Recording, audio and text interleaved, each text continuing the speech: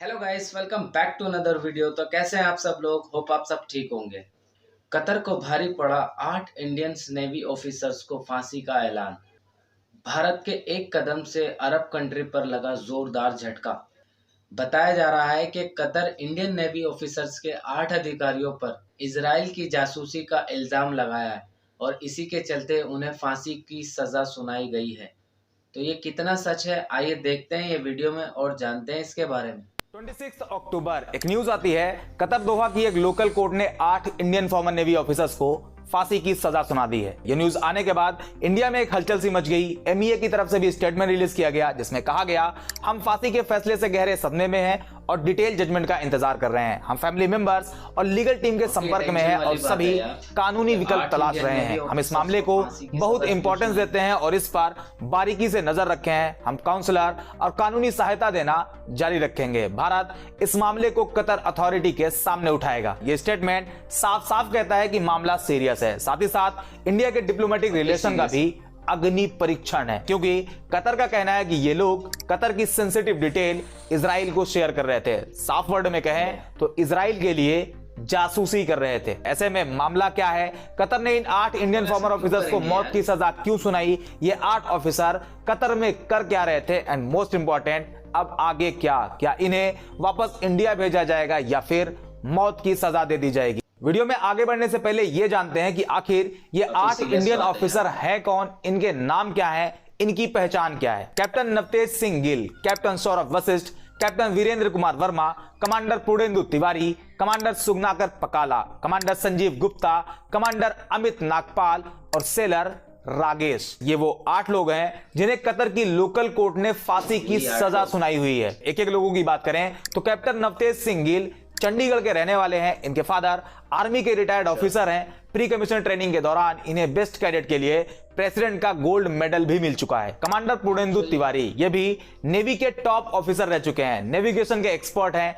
Indian worship को command किया करते थे। इन्हें इंडिया एंड कतर के बीच बाइलेटरल रिलेशन को आगे बढ़ाने के लिए साल 2019 में प्रेसिडेंट रामनाथ कोविंद की तरफ से भारतीय प्रवासी सम्मान भी दिया गया था। इस कैटेगरी में अवार्ड पाने वाले ये एक अकेले इंसान हैं। उस टाइम कतर में मौजूद इंडियन एम्बेसडर पी कुमारन और Qatar defence forces international military corporation के फॉर्मर चीफ ने भी पुरेंदु का स्वागत किया था। कमांडर सुगनाकर पकाला ये विशाखापट्टनम के रहने वाले हैं, जो कि शानदार नवल ऑफिसर रह चुके हैं। इन्होंने 18 साल की उम्र में ही नेवी ज्वाइन कर ली थी। कमांडर संजीव गुप्ता जो कि एक गनरी स्पेशलिस्ट रह चुके हैं। कमांडर अमित नागपाल ये communication and electronic war system के एक्सपर्ट हैं। कमांडर सौरभ वशिष्ठ जो कि एक जबरदस्त टेक्निकल ऑफिसर हैं। कमांडर वीरेंद्र कुमार वर्मा ये भी नेविगेशनल एक्सपर्ट हैं। सेलर नागेश नेवी के मेंटेनेंस एंड हेल्पिंग हेड के रूप में काम किया करते थे। ऐसे में इन सभी का अरेस्ट होना और फिर फांसी की सजा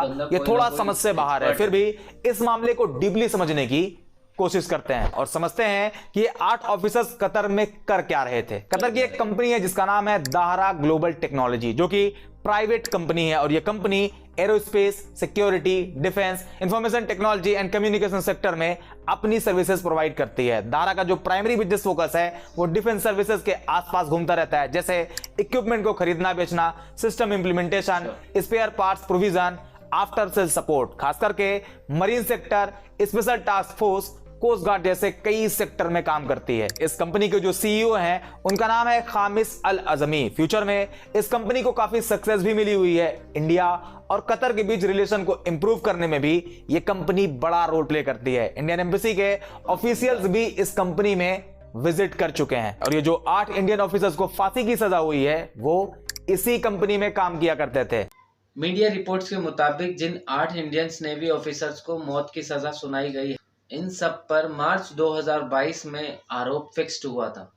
मिलिट्री एडवाइजर थे, सेना को ट्रेनिंग भी दिया करते थे, इक्विपमेंट का रख रखाव भी करते, क्लाइंट को एक बेहतर स्ट्रेटेजी बनाने में मदद भी किया करते थे। और कमांडर पुरेंदु तिवारी इस दाहरा ग्लोबल टेक्नोलॉजी में मैनेजिंग डायरेक्टर की पोस्ट पर अपॉइंटेड थे। अब आते हैं इस वीडियो के मेन पार्ट पर और समझते हैं इन्हें अरेस्ट क्यों किया गया। इन लोगों ने ऐसा क्या किया है जो इन्हें फांसी की सजा हुई है। इस पूरी कहानी की शुरुआत एक सस्पेंस थ्रिल स्टोरी की तरह होती है। सब कुछ ठीक ठाक चल रहा होता है। रोजाना ये ऑफिसर्स अपने डेली रूटीन के हिसाब से अपनी जॉब कर रहे होते हैं और इसी बीच डेट आती है 30 अगस्त 2023। इस रात इन लोगों के घर पर कतर ऑफिसर्स आते हैं और इन लोगों को उठा लिया जाता है। हालांकि इन्हें यह नहीं बताया गया था कि इन्हें अरेस्ट किया जा रहा, बल्कि यह कहा गया कि एक मिलिट्री एक्सरसाइज होनी है और उसकी तैयारी के लिए तुरंत निकलना है। इस टाइम तक ऐसा लग रहा था कि सब कुछ नॉर्मल है और इन ऑफिसर्स ने भी कोऑपरेट किया और वो कतर फोर्स के साथ चले गए। और इस रात के बाद उन सभी 8 ऑफिसर की फैमिली से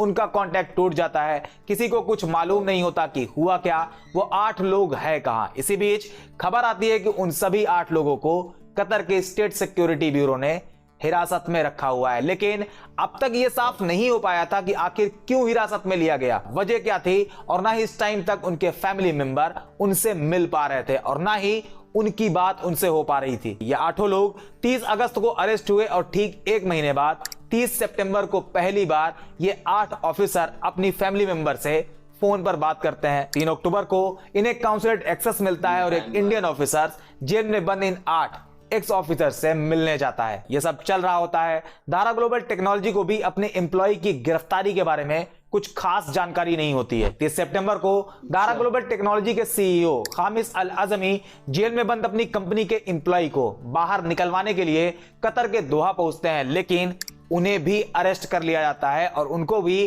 उन 8 एक्स इंडियन ऑफिसर्स के साथ सॉलिटरी कन्फाइनमेंट में रखा जाता है। अगर आप ये नहीं जानते कि सॉलिटरी कन्फाइनमेंट क्या होता है तो आप इसे आसान लैंग्वेज में ऐसे समझ सकते हैं कि ये किसी जेल में एक आइसोलेटेड पार्ट होता है जहां कैदी को एक आइसोलेटेड बैरक में रखा जाता है, जहां वो बिल्कुल अकेले होते हैं, उनके अलावा कोई और कैदी होता ही नहीं। और कतर में अरेस्ट किए गए उन सभी 8 ऑफिसर और सीईओ खामिस अल आजमी को उसी आइसोलेटेड बैरक में रखा जाता है। हालांकि अगले ही महीने नवंबर में खामिस अल आजमी को बेल मिल जाती है। इस बीच वो 8 ऑफिसर भी बेल पिटिशन अप्लाई करते रहे, लेकिन बार बार उनकी पिटिशन रिजेक्ट होती रही। अपडेट आती है 15 मार्च 2023। इस दिन भी उन सभी 8 ऑफिसर्स की लास्ट पिटिशन को भी रिजेक्ट कर दिया जाता है। यह सब चल रहा होता है। फैमिली से भी बात हो जाती है, इंडियन काउंसलेट भी उनसे मिल आते हैं, उनकी बेल पिटिशन भी रिजेक्ट होती रहती है, लेकिन अब तक यह क्लियर नहीं था कि इन्हें अरेस्ट क्यों किया गया है, रीजन क्या है, उनका जुर्म क्या है, इसकी कोई ठोस जानकारी किसी को नहीं होती है। हालांकि कहानियां खूब चल रही होती है, कोई कुछ कहता है तो कोई कुछ, और उसी में एक वर्ड सुनाई दे रहा होता है, जासूस। और ये आरोप लग रहे थे कि ये 8 ऑफिसर कतर की सेंसिटिव डिटेल इजराइल तक पहुंचा रहे थे। और फिर एक कहानी निकलकर सामने आती है। साल था 2020। कतर इटली से हाईटेक पनडुब्बी खरीदने की एक डील साइन करता है, जिसमें जिन पनडुब्बियों को कतर इटली से खरीदना चाहता है वो काफी लंबे टाइम तक पानी के अंदर रह सकती हैं, उन्हें ऊपर आने की जरूरत नहीं पड़ती, इन्हें आसानी से डिटेक्ट भी नहीं किया जा सकता। इस पनडुब्बी से अंडर वाटर ड्रोन भी रिलीज किए जा सकते हैं। मतलब कतर की ये डील उसके लिए काफी इंपॉर्टेंट डील होती है और इस डील से दारा ग्लोबल टेक्नोलॉजीज का डायरेक्ट लेना देना होता है। और दारा ग्लोबल टेक्नोलॉजीज वही कंपनी है जहां वो सभी 8 एक्स इंडियन नेवल ऑफिसर्स काम किया करते थे और उन पर यह आरोप है कि वो सभी इजराइल के लिए जासूसी किया करते थे, कतर की मिलिट्री सबमरीन प्रोग्राम की सेंसिटिव इंफॉर्मेशन इजराइल को दिया करते थे। ये आरोप है। हालांकि कई लोगों का कहना है कि कतर के पास इसके सबूत मौजूद नहीं, जबकि कुछ रिपोर्ट में आया है कि कतर के पास इनकी जासूसी से जुड़े कुछ इलेक्ट्रॉनिक एविडेंस मौजूद हैं। 29 मार्च 2023 को कतर कानून के मुताबिक मुकदमे को शुरू किया जाता है और 3 अक्टूबर तक 7 राउंड की सुनवाई चलती है और 26 अक्टूबर को उन सभी 8 एक्स इंडियन नेवल ऑफिसर्स को मौत की सजा सुना दी जाती है। यह मामला इतना सेंसिटिव है कि इसे लेकर बहुत ज्यादा चर्चा नहीं हो रही। इंडियन मीडिया में लगभग सन्नाटा छाया हुआ है और इन सब के बीच कतर और इंडिया के आपसी रिलेशन की भी खूब बात हो रही। इंडिया और कतर दोनों के लिए सब कुछ नॉर्मल नहीं है। इंडिया की बात करें तो इंडिया जितना LNG और LPG गैस पूरी दुनिया से इंपोर्ट करता है उसका 40% हिस्सा अकेले कतर इंडिया को देता है। हालांकि अगर आप कतर के केस में देखोगे तो कतर जितनी गैस पूरी दुनिया को सप्लाई करता है उसका सिर्फ 15% ही इंडिया को सप्लाई करता है। इंडिया के करीब 7 लाख लोग एनी टाइम कतर में रहकर जॉब करते हैं। 7 लाख लोग, ये कोई छोटा नंबर नहीं है। इंडिया और कतर का एक अच्छा डिप्लोमेटिक रिलेशन भी है। साल 2008 में PM Manmohan Singh Qatar visit पर गए थे। साल 2016 में प्रधानमंत्री नरेंद्र मोदी भी कतर की यात्रा कर चुके हैं। ओवरऑल देखा जाए तो कतर और इंडिया का एक बेहतरीन डिप्लोमेटिक रिलेशन है। दोनों देश एक दूसरे का भरपूर सहयोग करते हैं। हालांकि इस बीच कुछ ऐसे इंसिडेंट भी हुए जिससे इंडिया और कतर के बीच रिलेशन में थोड़ी कड़वाहट आई। जैसे साल 2022 में रूलिंग पार्टी की प्रवक्ता नुपुर शर्मा का इस्लाम को लेकर दिया गया विवादित बयान, जिस पर कतर ने ऑब्जेक्शन लिया और फाइनली बीजेपी को नुपुर शर्मा को पार्टी से बाहर निकालना पड़ा। यहां इंडिया बैकफुट पर था। फिर इसी साल एक और मौका आया जब इंडिया के लिए मोस्ट वांटेड जाकिर नाइक को कतर में हो रहे फीफा वर्ल्ड कप के दौरान देखा गया, जिस पर भारत की तरफ से ऑब्जेक्शन लिया गया। जवाब में कतर की तरफ से कहा गया कि उन्होंने जाकिर को इनवाइट नहीं किया था और इस केस में कतर बैकफुट पर था। और अब ये 8 इंडियन एक्स ऑफिसर्स को फांसी की सजा, ये एक और मामला है जो इंडिया और कतर के रिलेशन के लिए बिल्कुल भी ठीक नहीं। अब सवाल यह आता है कि इसमें आगे क्या होगा? क्या फांसी को रोका जा सकता है? क्या इंडियन ऑफिसर्स को वापस से इंडिया लाया जा सकता है? आइए ये भी समझते हैं। एक्सपर्ट की माने तो इस केस में भारत के पास 3 रास्ते हैं। पहला, भारत को चाहिए कि वो कतर में बेहतर से बेहतर कानूनी तरीका इस्तेमाल करे, मामले को अपील कोर्ट में ले जाए, वहां ऑफिसर्स के साइड को स्ट्रांगली डिफेंड किया जाए और सबसे पहले उन्हें बेल दिलाई जाए। दूसरा, इंटरनेशनल कोर्ट ऑफ जस्टिस में अपील करी जाए। यह भी एक रास्ता है जिससे अपने ऑफिसर्स को बचाया जा सकता है। शायद आप ये ना जानते हो कि जब पाकिस्तान में एक इंडियन सिटीजन कुलभूषण जाधव को मौत की सजा सुना दी गई थी तो भारत की तरफ से इस केस की appeal international court of justice में करी गई थी और 17 जुलाई 2019 को इंटरनेशनल कोर्ट ऑफ जस्टिस ने कुलभूषण के मौत की सजा पर रोक लगा दी। हालांकि आज भी कुलभूषण जाधव पाकिस्तान की जेल में ही बंद है। इस केस में भी Bharat international court of justice की तरफ मूव ऑन कर सकता है। इसी तरह एग्जांपल आपको और बताऊं तो केरल के 2 मछुआरे समुद्र में मछली पकड़ने गए थे। जब वो वापस लौट रहे थे तो रास्ते में उनका सामना